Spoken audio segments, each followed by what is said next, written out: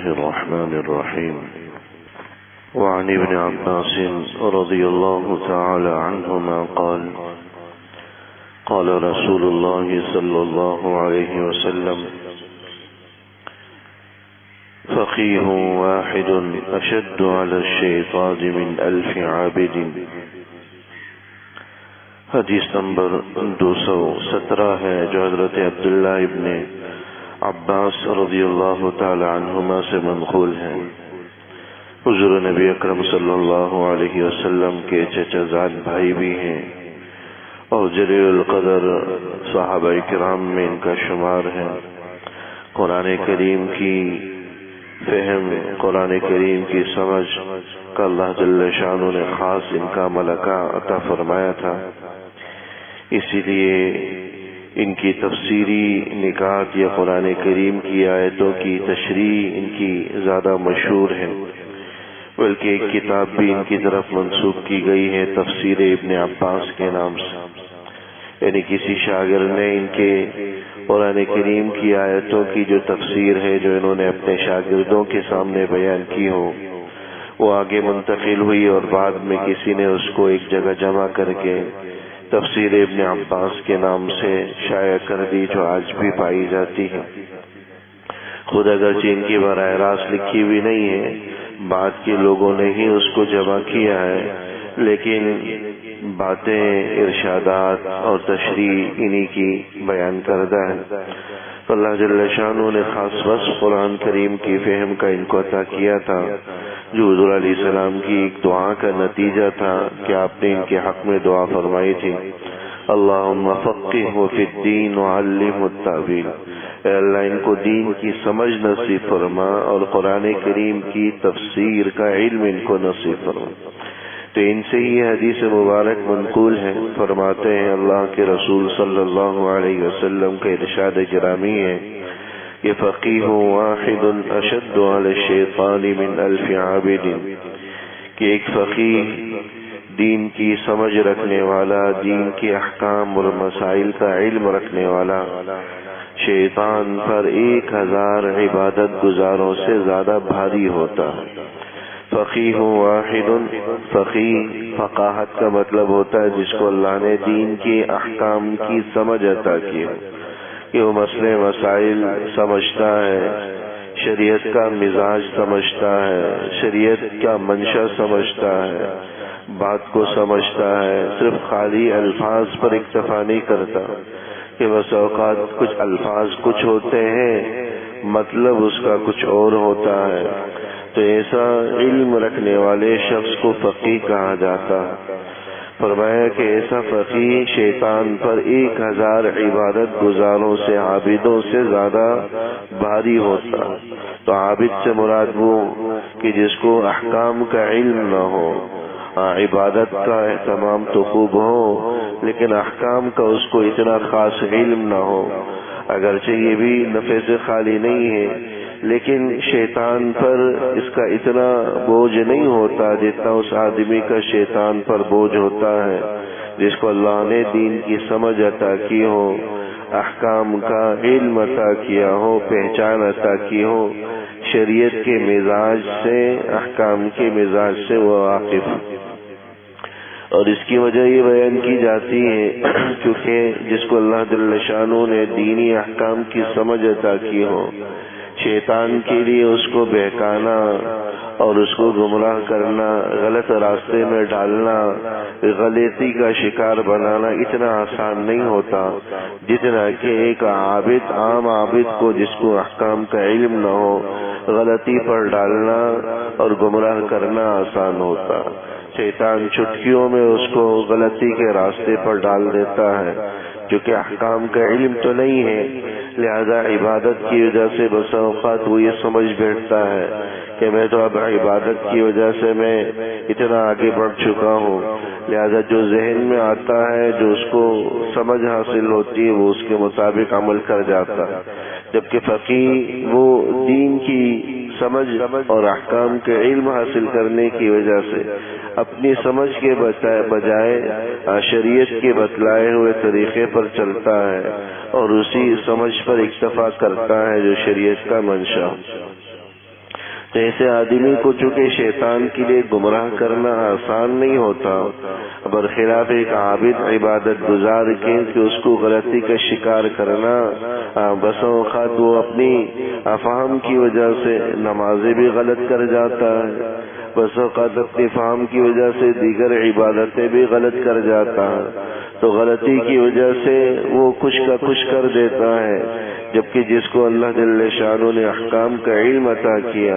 وہ چونکہ علم رکھنے والا ہے، اس لیے غلطی کا شکار کم ہوتا ہے اور غلطی اس سے کم ہی سرزد ہوتی ہے، اور اگر ہو بھی جائے تو شریعت کی بتلائے ہوئے اصلاح اور درستگی کے طریقے پر وہ عمل کر کے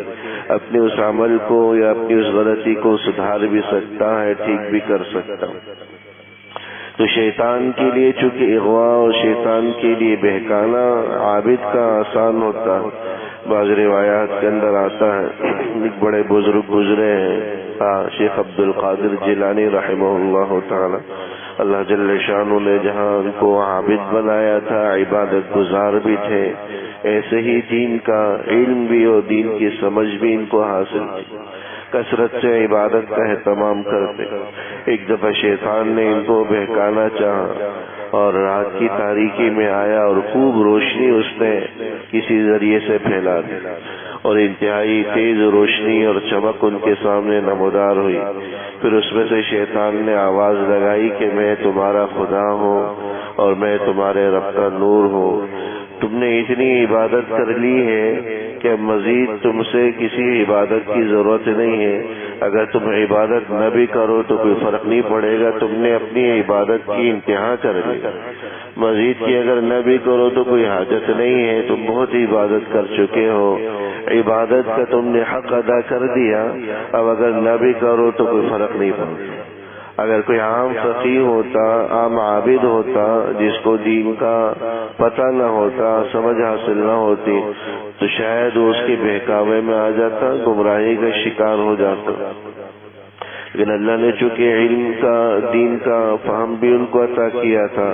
تو فوراً لا حول ولا قوة الا پڑھا اور فرمایا کہ عبادت تو سب سے زیادہ نبی نے کی تھی، جب احکام نمازیں ان سے ساخت نہیں ہوئی، عبادت مرتے دم تک ان سے ختم نہیں ہوئی، تو ایک عام امتی سے کیسے ختم ہو سکتی ہے؟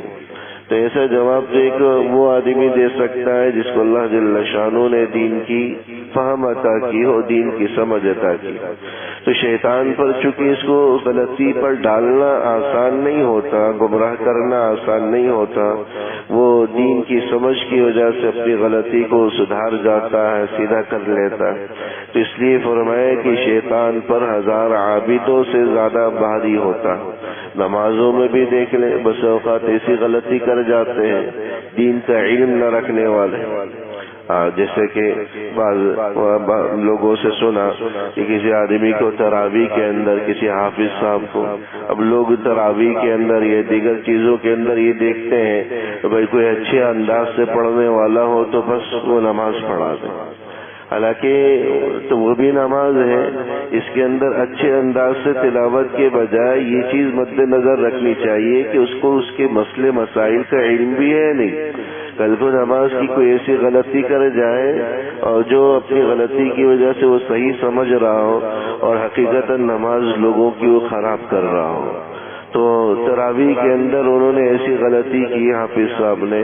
جس کی وجہ سے سجدہ سہو واجب ہوتا تھا، لیکن انہوں نے نہیں کیا۔ بعد میں کسی نے پوچھا تو جواب میں کہنے لگے کہ بھائی تراویح تو سنت ہے، سنت کے اندر اگر غلطی ہو جائے تو سجدہ سہو کی ضرورت نہیں ہوتی، وہ تو فرض میں ہوتی۔ اب اس قسم کی حماقت پر مبنی باتیں وہی کر سکتا ہے جس کو دین کا علم نہیں ہے۔ ایسے ہی کسی صاحب کے بارے میں پتہ چلا نماز پڑھائی، اب وہ نماز کے آخری قاعدے میں تشہد اور اس کے بعد درود شریف دعا کے بعد تھوڑی دیر وقفہ کرتے تھے تاکہ جو پیچھے پڑھنے والے ہیں وہ بھی اپنی جو دعا ختم کر لیں، وہ انتظار میں خاموش بیٹھتے،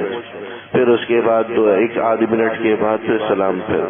حالانکہ یہ مسئلہ بھی صاف علماء نے لکھا ہے کہ اگر آپ تشہد پڑھ لیں، تحیات پڑھ لیں، درود شریف بھی پڑھ لیں، دعا بھی پڑھ لیں، پھر خاموشی کے ساتھ انتظار کرنا یہ سجدہ سہو کو واجب کر دیتا ہے، نماز کے اندر سجدہ سہو واجب ہو جاتی ہے۔ اب وہ تو یہ سوچ کر کہ میں تو لوگوں کی آسانی کے لیے کر رہا ہوں کہ لوگ اپنے تشہد کو پورا کر لیں، اپنی دعائیں پوری کر لیں، پھر سلام پھیروں گا، لوگوں کے لیے وقفہ وہ دے رہا ہے، اور بیچارہ یہ سمجھ رہا ہے کہ میں تو لوگوں کی آسانی فراہم کر رہا ہوں، لیکن ادھر غلطی کیا ہے کہ ساری نماز کا ہی بیڑا غرق کر کے رہے، وہ نماز کی ایسی غلطی کر دی جس کی وجہ سے سجدہ سہو واجب۔ تو یہ چیز مد نظر رکھنے کی ضرورت ہے کہ صرف حسن صوت ہی مقصود نہیں ہے، آواز کی خوبصورتی مطلوب نہیں ہوتی جب تک کہ اس کے مسئلے مسائل کا بھی صحیح معنوں میں علم نہ ہو، تاکہ صرف حسن صوت کی وجہ سے صرف تلذذ اور لذت حاصل کرنا مقصد نہ ہو ہمارا، کم سے کم وہ نماز تو نماز رہے نا، نماز ہی اگر بے جان ہو گئی تو خالی حسن صوت سے، خوبصورت آواز سے ہم نے کیا لینا دینا ہے جب ہماری نماز ہی باقی نہ رہے۔ یہ قرب قیامت کی علامات میں سے بعض روایات کے اندر آیا کہ لوگ اماموں کا تقرر صرف اس بنیاد پر کریں گے کہ اس کی آواز خوبصورت ہے یا نہیں، یہ نہیں دیکھیں گے کہ اس کو دین کا بھی علم حاصل ہے یا نہیں، دین کی بھی فہم حاصل ہے یا نہیں، دین کا بھی شعور حاصل ہے یا نہیں، مسئلے مسائل پر عبور اور واقفیت ہے یا نہیں۔ حضرات صحابہ کے زمانے میں، امت کی بزرگان دین کے زمانے میں، اور کتابوں میں یہ بات لکھا ہوا، جو دین کی سب سے زیادہ سمجھ حاصل کرنے والا ہو وہ امامت کا زیادہ احق ہوتا ہے، زیادہ حقدار ہوتا ہے، جبکہ آج مزاج ہی بن چکا ہے لوگوں کا، منتظمین کا، نمازیوں کا، کہ بھئی آواز خوبصورت ہو، بھلے اس کو نماز کے مسائل کی الف بے سے بھی واقفیت نہ، بس آواز اچھی ہونی چاہیے، وہ ہمارا امام۔ تو اپنی نمازوں کو خراب نہ کریں، حسن صوت کے چکر میں، خوبصورت آواز کے چکر میں کم سے کم نماز تو درست ہو۔ اگر نماز ہی نہ رہی تو خالی خوبصورت آوازوں سے لذت حاصل کر کے ہم کیا حاصل کر لیں گے، جبکہ ہماری اس نماز پر اجر و ثواب کا بھی ترتب نہیں ہوا، وہ نماز بھی درست نہیں ہوئی۔ یہ حدیث مبارک میں حاصل بھی یہی ہے کہ دین کی سمجھ حاصل کرنے والا اشد علی الشیطان من الف عابدی، 1000 عبادت گزاروں پر شیطان پر زیادہ بھاری ہوتا ہے 1000 عبادت گزاروں کے مقابلے۔ دعا فرمائیں اللہ جل شانہ۔ ربنا تقبل